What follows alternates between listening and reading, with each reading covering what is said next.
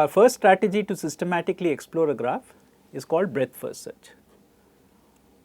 So remember that we are looking at reachability. So what reachability said was that we start from a vertex and mark it as reachable, and now we systematically mark all the neighbors of already known reachable marking. So you start with a thing, you know it's reachable, look at its neighbors, mark them as reachable, look at their neighbors, mark them as reachable. Stop when the target is marked, but you want to avoid going around and redoing something, so you need to keep track of which guys are marked. We also said that we have two representations possible. We have this adjacency matrix and we have the adjacency list, and we have to choose the correct one. So what we are going to look at this time is the first strategy, the breadth first search, and next we will look at the depth first search. So in a breadth first search, we propagate these things one level at a time. So we start with the vertex which is reachable in 0 steps, then we see what all we can reach in 1 step, then from the 1 step vertices we see what all we can reach in 1 more step, so in 2 steps, from 2 what we can reach in 1 more step, that is in 3 steps, and so on. So we kind of, that's why it's called breadth first, we're kind of growing this set of nodes broader and broader. And in depth first search, on the other hand, I pick one neighbor. I say, oh, I can go from here to this neighbor. Then you don't go and look at other neighbors. You say, okay, if I can go to that neighbor, where can I go from there? So I start exploring from that neighbor, and I keep exploring until I get stuck. I can't go any further. Then I come back, and at each point I say, okay, I got stuck. Now which are the other neighbors which I did not explore? So I go backwards and forwards and explore all the nodes, and this is called depth first search. So in breadth first search, we explore the graph level by level. So we first visit vertices 1 step away, then 2 steps away, and so on. So whenever we reach a vertex for the first time, right, it has to be explored in the sense that I have to look at its neighbors which I have not seen so far and explore them. But we must make sure that we do this only once. So we don't want to come back from some, for example, we go from, as we said, we go from 9 and we say we reached 8, then I don't want to look at 8, explore it, and then come back to 9. Okay? So we must make sure that we don't visit a vertex twice, or in other words, we don't explore its neighbors twice, because if we do that, then we could go around forever. So for this we need to maintain some information, right? So we need to know which vertices have been visited, and among these we need to know which ones have been explored.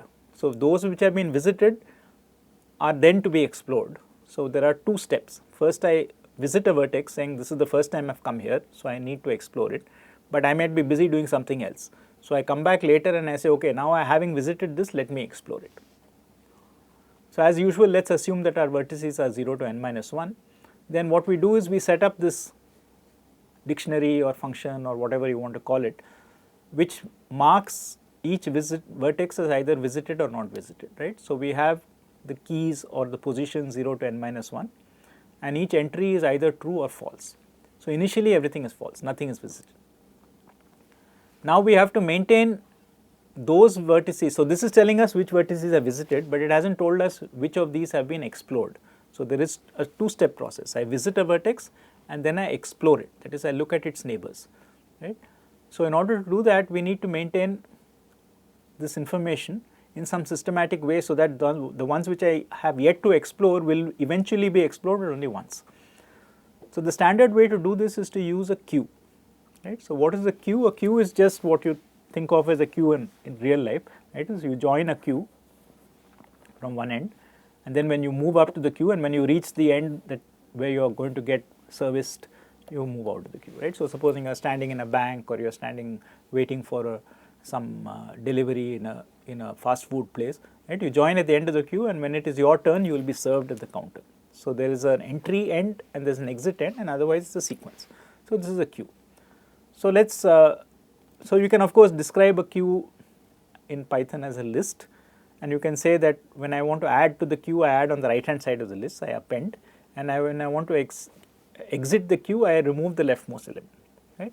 So let's just for convenience wrap this up as a class and an object so that we deal with it more abstractly. So we have this class Q, right, and the class Q internally maintains a list which is called Q with a small q, right. So self.q is initialized to empty. So when I set up a queue, it's empty. Then I have an add operation. So I want to add v to the queue. What it does, as we said, is it appends to the right. So it takes the queue which is stored internally and appends the value v to it. Now when I want to remove from the queue, delete from the queue, right, I essentially want to take the 0th element, return it, and reset the queue to start from the first element. So I am taking the 0th element out. So deleting from a queue or removing from a queue reduces the length of the queue by 1. So this customer is gone. This customer is out of the queue. Otherwise, the next customer is not going to get to the head of the queue. So the first element of the queue is the one that's going to be processed next. And when you process it, you remove that thing from the queue. Now, obviously, there's a problem here if there is nothing in the queue, right? If I try to process an element and the queue is empty, it should not work, right? So what we are going to do is not worry too much about it, but we are just going to say that by default, we assume that there is nothing to process, right? And if the queue is not empty, right? So I put in a check before. I don't want this thing to give me an error, right? So this slice is not going to give me an error, but if I try to access the 0th element of an empty list, Python is going to say it's an index error. So I'm going to ensure that it is not empty, right? So it is not empty is basically saying that the internal queue is not the empty list. So I write a separate function which basically returns true or false, and if it returns true, in other words it is not empty, then I will process it. If it is empty, then I will skip it, right? And finally, just for inspection, for debugging, you might want to check what the queue looks like. So we will have this function which converts this queue object to a string by just returning the string representation of the internal list. So if I try to print a queue, it will print a list. Okay, that's what it says. So this is now my class representing a queue which I will be using in breadth first search in order to maintain this extra information about which vertices have been visited but whose exploration is still pending. So let's to get an idea how the queue data structure works.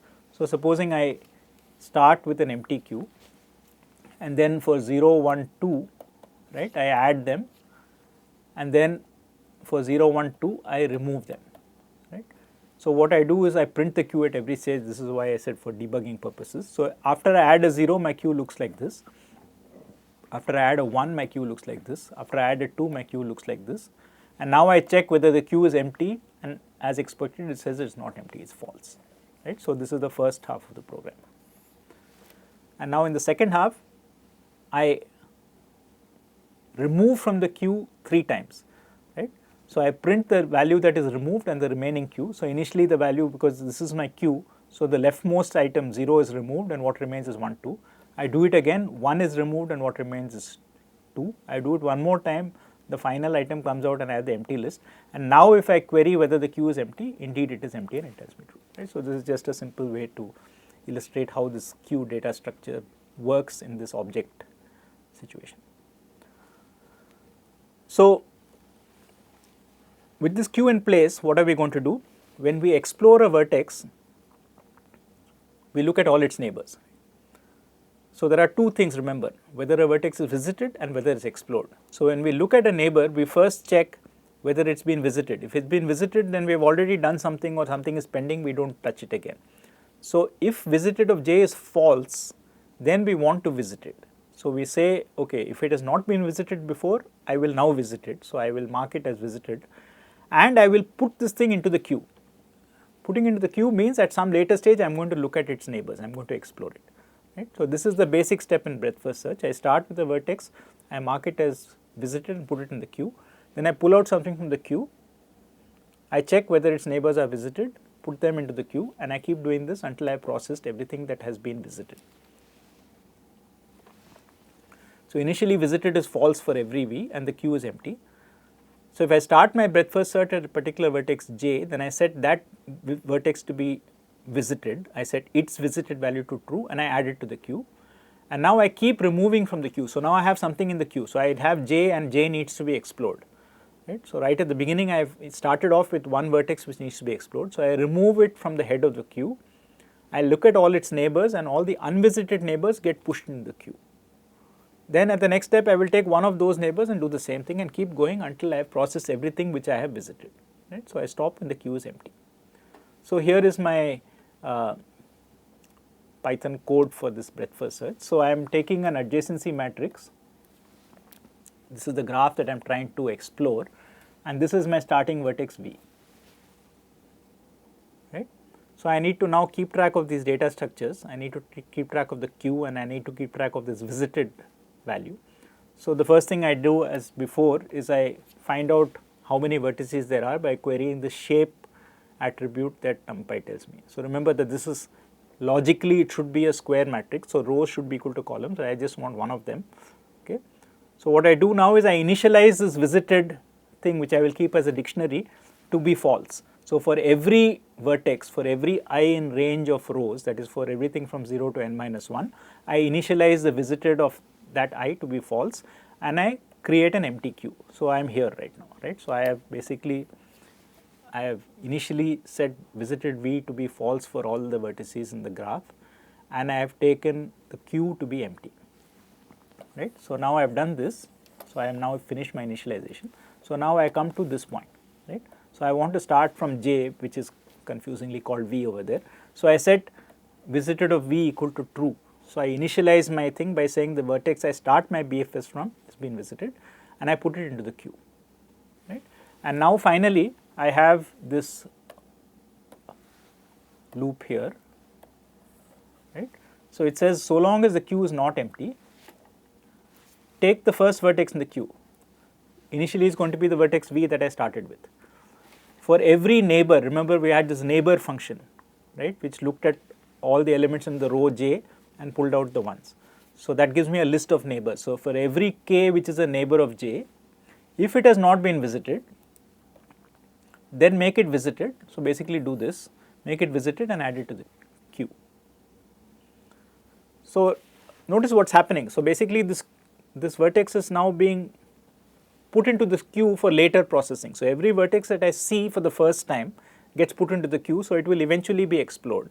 But I will never put it a second time because it will be marked as visited, right. So every time, every vertex that is actually visited by at some level of this search will be put into the queue, but once it's put in the queue, it will never be put a second time because visited has been set to true, and I only do this for visited where visited is false. And finally at the end of this whole thing, my visited dictionary is set to true for every vertex I actually saw. So if I look at that, I should get my answer. So I just return that dictionary as the outcome of this process, and this should tell me which are all the vertices which are reachable from the starting vertex v. Okay. So let's see how it works on this graph, for instance. So initially I have everything visited as false, and supposing I want to run my BFS from vertex 7. So when I do that, I initially set visited of 7 to be true, and I put 7 into the queue, right. So my queue looks like this. Now I start processing the queue. So I pull out the 7, right, and it has neighbors 4, 5 and 8, all of which were previously unvisited. So I mark them all as visited, and I remove the 7 and put 4, 5 and 8 into the queue now. So now I have to process these in this particular order. So because 4 got put into the queue first, I will now pull out 4 and look at its neighbors. So the neighbors of 4, if you see, are 0, 3 and 7, of which 7 is already marked, right. So from 4, it will add 2 new things, 0 and 3, to be true, and put them in the queue, and now 4 is done. Then I pick up the 5 because that's the next thing here, right. So 5 is my next element in this queue here. So 5 is here. So I pull out the 5, and now 5 has neighbors 3, 6, 7 and 8, okay, of which 7 and 8 were already seen before. So only 6 gets added. So we keep doing this. Now we pull out 8 and we look at its neighbors. So the new neighbor of 8, so neighbors of 8 are 5, 7 and 9, of which only 9 is new. So I will pull out 8 and put a 9 into the queue. Then I will pull out 9 and nothing, I will put out 0 because I am doing it from the head of the queue obviously. So after 8 I pull out 0. So 0 has neighbors 1 and 4, but 4 has already been marked. So it will only add 1 and 2, right. And now I will explore 3, the next thing, and there is nothing new to add. I will explore 6, there is nothing new to add. I will explore 9, there is nothing new to add. I will explore 1, there is nothing new to add. I will explore 2. So now I have explored everything that I put into the queue, and now the queue is empty and I stop, right. And this visited array or dictionary tells me that every vertex was visited in the process. So this is how breadth first search works, right. So as an algorithm, how much time does it take, right. So let's assume that we have n vertices and m edges. So if G is a connected graph, as we said, everything is connected, then it has at least n minus 1 edges, but it could have at most n into n minus square 1 by 2, so n squared edges. Now, in BFS, each reachable vertex is processed exactly once. This is what we said. Once you see it for the first time, you marked it visited, you never see it a second time, right? So, there are two steps. You visit the vertex, in which case you add it to the queue, and you explore the vertex, you remove it from the queue. So, each vertex enters the queue once and leaves the queue once. So, you visit and explore at most n vertices. I mean, you may not explore all of them if not all of them are reachable. If you have parts of the graph which are unreachable, you won't reach them, but you certainly cannot explore more than n steps. You have only n vertices and each vertex can enter and leave the queue only once. So, then the question is, how much time does it take for the second step? See, putting it into the queue is a kind of single operation. I set visited to true and put it into the queue. But when I remove it and explore it, I have to explore all its neighbors. So, how long does that take? So, in this adjacency matrix representation, we have to scan all the neighbors, right. So, we have to look at all n entries in the row of I regardless of how many neighbors it actually has. So, I have no option but to spend time looking at all the neighbors.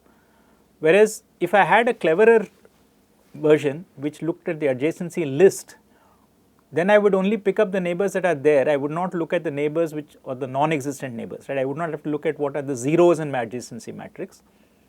So, it becomes faster, but of course, now the question is, if I am doing it with an adjacency list, depending on the degree, it could take more or less time to process one vertex, right. So, if I am doing it with an adjacency matrix, it is easier to calculate what happens. I put each vertex in once, and each vertex I spend n time processing its neighbors. So, I have n vertices I put in, and each one takes time order n to scan its neighbors. So, I have n times n is n squared. Now, for a adjacency list representation, I put each of these things into the queue once, but when I pull it out, how much time I spend on it depends on how many vertices it is connected to, right. So, this is a little bit problematic. So, let us see how to analyze this. So, one thing we can observe is that even though the degrees of individual vertices vary, I can tell you something about the total degrees added up across all the vertices. Okay, the claim is that if I add up the degrees of all the vertices in my graph, it must be 2 times the number of edges. And why is this? That is because if I take a given edge I comma j, then it contributes to the degree of I and it contributes to the degree of j. So, each edge gives me contribution to 2 vertices degrees. So, across all the m edges, I have 2 times m added to some degree or the other. So, that means the sum of the degrees across all the vertices in my graph is always going to be 2 times m, regardless of how it is individually distributed among the given vertices. So, now to come back to the complexity, if I use this adjacency matrix, as we said, in the worst case we are going to visit everything. So, we are going to n times we are going to put them into the queue, but even before that we have to first initialize this thing, right. So, initially we have to set visited I equal to false for everything. So, we have to look at all the vertices and initialize each vertex, and then in the worst case I am going to visit all of them and explore each of them, but it takes n steps to explore a vertex. So, I visit n vertices and I take n time to explore each vertex. So, n times n is n squared, right. So, the overall time becomes n squared. Whereas, if I have an adjacency list, I still need to initialize the vertices. So, I will take n steps, but now we can do something a little bit more sophisticated. So, we say that supposing I visited it as V1, V7, then V8, then V4 and so on. So, supposing this is my sequence. So, let me just write it as 1, 7, 8, 4, right. So, I spend a certain amount of time doing this, I spend a certain amount of time doing that, I spend less time doing this and so on. So, this is how much time the inner part of that exploration takes place, right. It depends on the degree. But if I add up all these red lines, right, what am I doing? I am adding up the degrees of all the vertices. I am adding up the degree of 1 plus the degree of 7. So, the total time I take is the sum of degree 1 plus degree 7 plus degree 8 plus degree 4. So, even though I cannot tell you which ones were fast and which ones were slow, I can tell you that across these n vertices, the total time that I took was the sum of the degrees, and that is 2m, right. So, this is a kind of interesting analysis. It is not saying anything about each individual thing, it is rather saying something about the thing as a whole, and saying that if I do more work on one vertex, I must correspondingly be doing less work on some other vertex. Okay. So, this is a form of accounting, okay, so we are really doing some accounting. We are counting how many times these things happen, right? So the simpler form of accounting is I do this n times and each time I spend so much time, so n times something. Whereas here I am not saying that. I am not saying I'm not telling you precisely how much I spend each time, but I am saying that across these n vertices I explore, right, I am going to add up totally to only 2m steps. It cannot be more than 2m. Even if some of them are very large, others will have to be correspondingly small, because there is an upper bound on the sum of the degrees. Right? So this is what is sometimes called amortized analysis. Right? So rather than looking at individual operations and adding them up, I look at a cumulative set of operations and I say across the whole thing, I don't know the individual distribution very clearly, but I know that overall it cannot take more. So if I lose more, if I gain something there, I will lose it here. If I lose something here, I'll gain it there. So I must take 2m steps. But still this is not bad, because what it's saying is that I spend n steps visiting the vertices, initializing them, visiting them, and the exploration step across all the n explorations takes 2m steps. So the total time complexity now is not n squared, but n plus 2m, and of course I can drop the 2 and I can say it's order of n plus m. So if I use an adjacency list, my amortized complexity is n plus m rather than n squared. So this is important for us because in many situations m is actually quite small compared to n squared. Right? So most of the graphs that we actually draw and many of the graphs we encounter in practice are what are called sparse graphs. In a sparse graph, I have edges which are proportional to n usually rather than n squared. So if I am doing m plus n time, I am doing much better than if I am doing in n squared time. So for graphs, typically this is the best possible complexity, order m plus n. Right? So this is considered to be linear time for a graph. Now why is it the best possible time? Well, it's difficult to imagine any serious graph problem in which you don't examine the whole graph. So if you examine all the graphs and all the edges, all the vertices and all the edges, then you need to spend time order m plus n. You have to look at the whole graph, right? So you can't realistically do much without looking at the whole graph. But on the other hand, if we separate out m from n and we don't just take m to be its worst case, which is n squared, then I can show that certain implementations like this adjacency list actually work much better. Okay. So now let's see what more we can do with BFS. So with BFS so far we have just said that we can do reachability, but one of the things that we were interested in terms of reachability was how to get from one place to another. So it would be nice if we could also record the path, right? So how do we recover a path from I to k? So in order to recover a path, we know that there is a path because the visited value of k is true. But when visited value of k was set to true, it was set to true from some previous thing. It was set to true because there was an edge j comma k. So therefore, the step to reach k last passed through j. So I can now record that k is the parent of j. Right? And from k I can follow parent links back to trace back the path to I. So if every time I add an edge to the visited thing, if I record from where I added that edge, then I can follow these links back. So I keep track of one extra dictionary called parent. Right? So here is a version of breadth first search which uses adjacency lists and maintains this parent information. So as before, we keep this visited dictionary, and now we have a new dictionary called parent, which are both initialized to empty. Now when we did an adjacency matrix, we had to basically initialize the visited thing from based on the size of the matrix. So we looked at the shape, whereas here I can just take the keys of this. So basically it's the same thing, but I run through a loop from 0 to n minus 1, and I say that all the vertices are initially not visited and all of them have no calculated parent. So remember that the vertices run from 0 to n minus 1, right? So minus 1 cannot be the parent because there is no vertex called minus 1 in my thing. So it is safe to use minus 1 as an invalid value to say that parent for this vertex has not been calculated yet. Now this is BFS, so I set up an empty queue, I mark the initial vertex to be visited, I add it to the queue. Now the initial vertex is where I start from. So it was not visited from anywhere, it was given to me to start from there, so I will not mark its parent to be anything. Right? So I will leave its parent as minus 1 for now. We know that if something is, so it will be the only vertex that will be visited which was not visited from somewhere. So if something is visited but its parent is -1, I know that's where I started. Right? For every other vertex that I visit, I will set its parent, as we will see. So the rest of the thing is the same as the earlier BFS, right? So while the queue is not empty, I take out the head of the queue, right?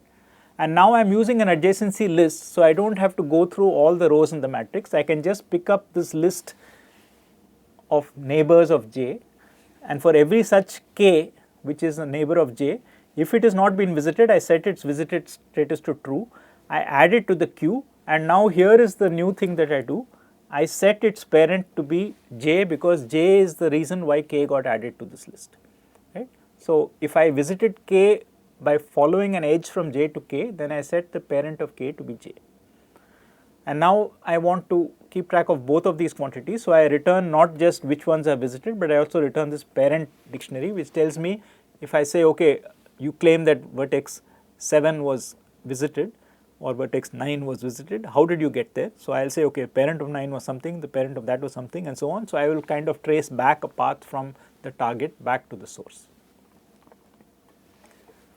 So here is the same BFS we did earlier, but keeping track of the parent information. So we want to start from 7. So this is where we are starting our BFS.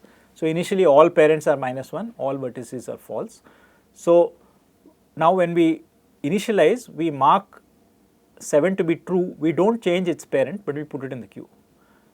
Now each time we now pull out something from the queue and process it, we not only mark its visited thing, we also mark its parent. So we pull out 7 and we mark 4, 5 and 8 as before, but the important thing is that we have now put the parent of 4, 5 and 8 to be 7, saying that I reached these vertices from 7. The last thing I did to reach them was 7.